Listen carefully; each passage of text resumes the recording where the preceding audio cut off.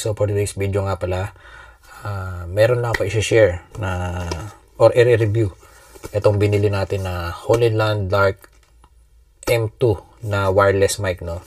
Yan, siguro nakikita nyo na siya sa mga sikat na vlogger like Boss Malupiton. Yan. So gamit natin siya ngayon. Ito siya. So i-compare lang natin siya dito sa gamit natin na to, itong budget meal na wireless mic na to. Malaki na yung naitulong sa atin na ito kasi marami na tayong nagawang video gamit lang ito. Yan, so i-compare natin siya dito, and then siguro pwede rin natin siya i-compare sa nang wala tayong gamit na mic, no. So raw audio lang galing sa cellphone, right? Yan, so itong clip na to, ang gamit lang natin is cellphone lang, wala tayong ibang gamit na mic. Yan, so test mic 1 2 3. Alright, so sa clip naman ito is gamit natin itong budget meal na wireless mic. Yan, so test mic 1 2 3. Then itong clip naman na to is gamit natin yung ating Lark M2 na mic, which is ito siya. So test mic 1 2 3. Right? So susubukan naman natin, no, kung effective din ba ito pag meron siyang, kasi may tinatawag tong noise cancellation. So subukan natin kung magagamit ba natin. Siguro gamitin na lang natin yung fan para sa distraction ng sounds natin.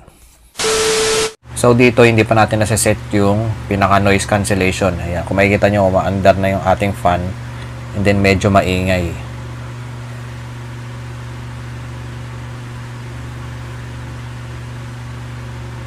Then habang nagsasalita tayo, syempre ayaw natin ng maingay yung surroundings natin, lalo na may mga sasakyan, may mga nagsasalitang iba, may mga huni ng ibang hayop.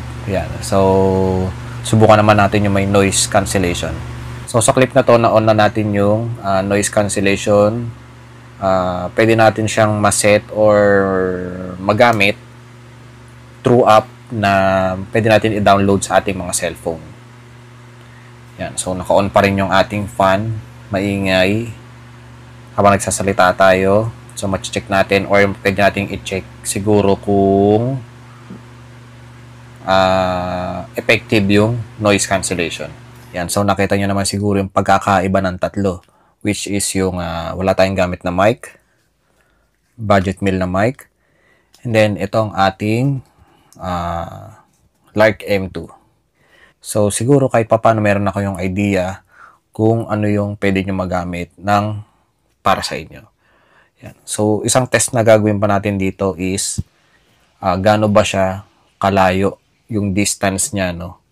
Yan, so susubukan natin sa labas.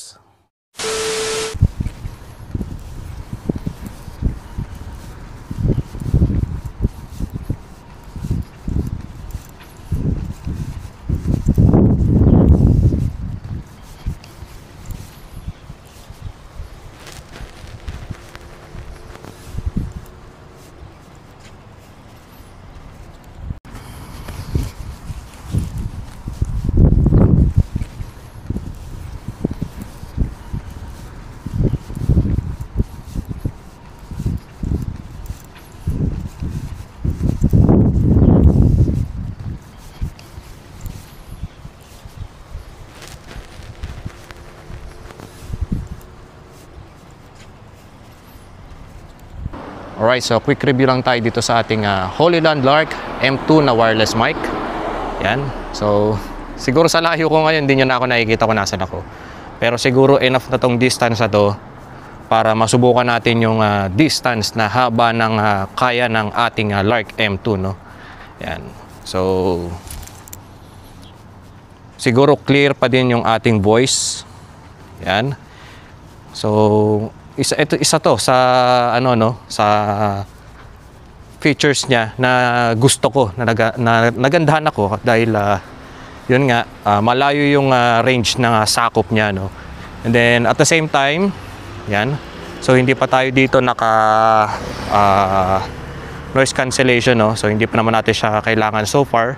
Yan. So ayan, nakikita niyo medyo palapit na nakikita niyo siguro na medyo palapit na tayo. Ayan. So, naglalakad tayo. Yan. So, medyo malayo yung pinanggalingan natin, no? Kaya talagang tingin ko sulit itong nakuha natin na Bluetooth wireless mic na Holyland Lark M2. Right? So, peace.